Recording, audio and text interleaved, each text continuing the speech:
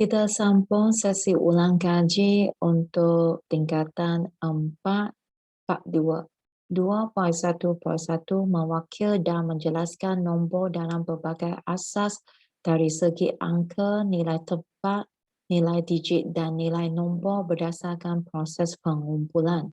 Praktiskan diri 2.1a muka surat 40.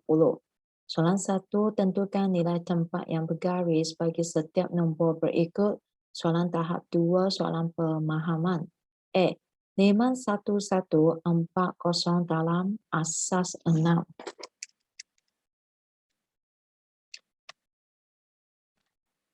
Sebelum mencari jawapan, kita perlu label kuasa bermula dari kuasa kosong kemudian 1. Okey, asas ialah 6, kuasa 1 darab dengan nilai 4. 6 kuasa 1 darab 4 kita dapat 24. B, 7321 dalam asas 8. Label kuasa dari kosong 1, 2, 3. Asas 8 kuasa 3 darab nilai 7. 8 kuasa 3 darab 7, saya dapat 3,584.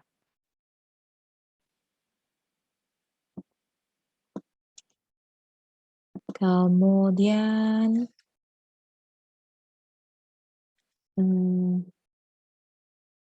tingkatan 5 bab 1. 1.1.2 menentukan hubungan antara dua pemboleh ubah bagi satu ubahan langsung. Latihankan diri 1.1b muka surat 10. Soalan 1, diberi P sama dengan 32 apabila Q sama dengan 4. Ungkapkan P dalam sebutan Q jika P berubah secara langsung dengan Q kuasa 3. Soalan tahap 4, soalan analisis. P ialah 32, Q ialah 4. Kemudian P berubah secara langsung dengan Q kuasa 3. P berubah secara langsung dengan Q kuasa 3. Setelah menulis hubungan, sekarang kita salin P, kemudian hubungan secara langsung tukar kepada sama dengan ada tambahan K pemalar Q kuasa 3 salin. Kita mahu cari K. Dengan itu Q kuasa 3 yang darab pindah akan menjadi bahagi. P bahagi dengan Q kuasa 3. K sama dengan P ialah 32 bahagi dengan Q. Q ialah 4 kuasa 3. 32 bahagi dengan 4 kuasa 3 dapat 0.5. Sekarang boleh tulis balik ungkapan. P salin sama dengan K sudah dapat nilainya 0.5. Lepas tu Q kuasa 3 salin. Ini jawapannya.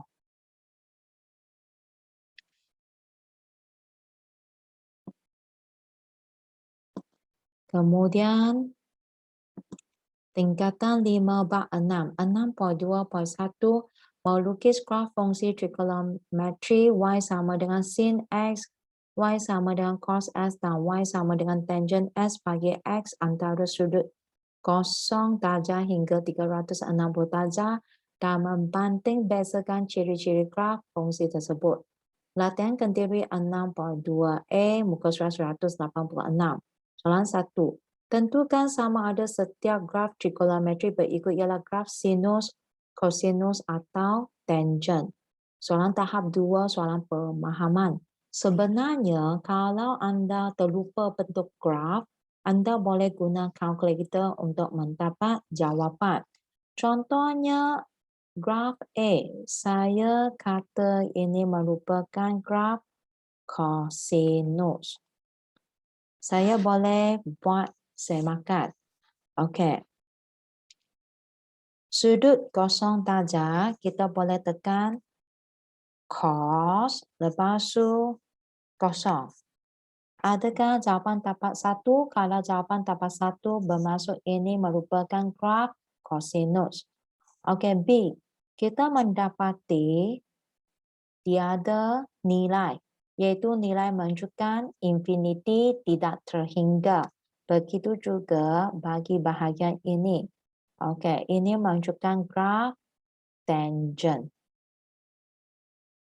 Lepas tu, ini mesti graf sinus. Kerana kosinus dan tangent sudah jawab. Kita pun boleh buat semakan dengan menggunakan kalkulator. Tekan sin 180. Sin 180. Memang dapat nilai kosong.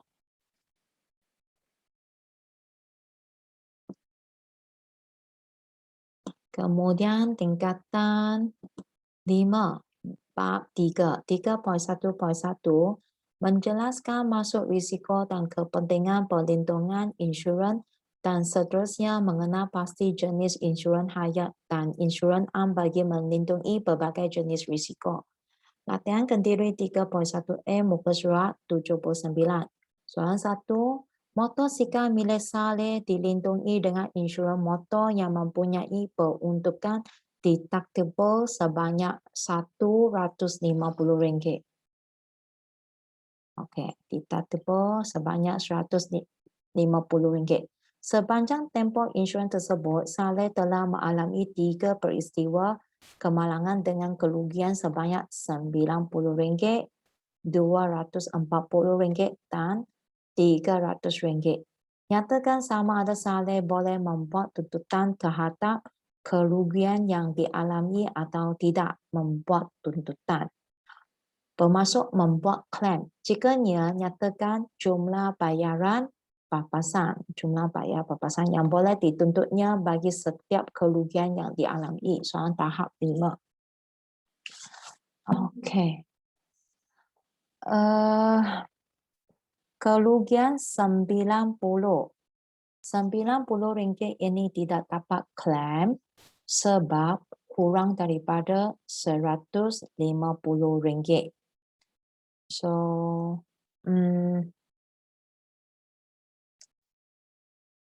RM90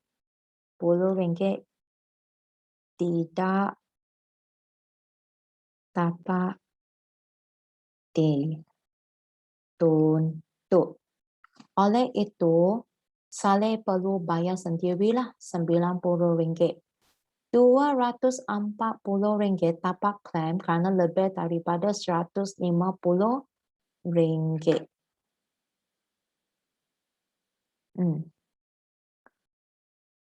So,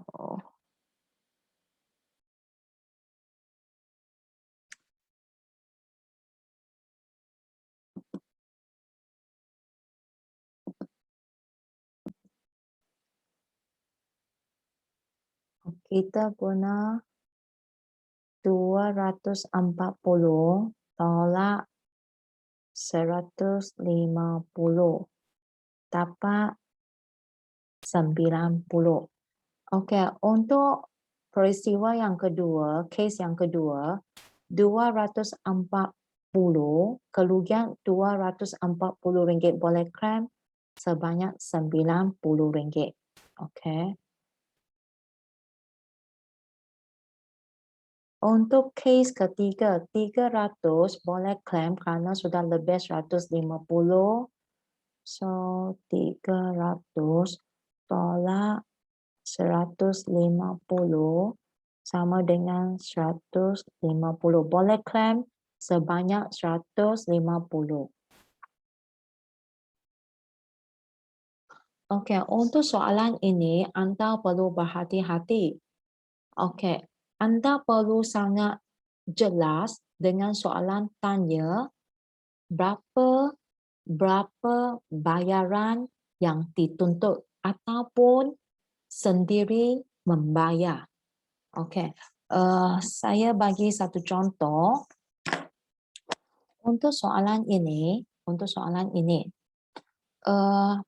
kes pertama RM90 tidak dapat claim, oleh itu sendiri bayar RM90. Kes kedua, kita hanya boleh claim RM90, sendiri perlu bayar RM150. Kes ketiga, kita boleh claim RM150, sendiri perlu bayar RM150. Deductible sebanyak RM150 termasuk sendiri bayar.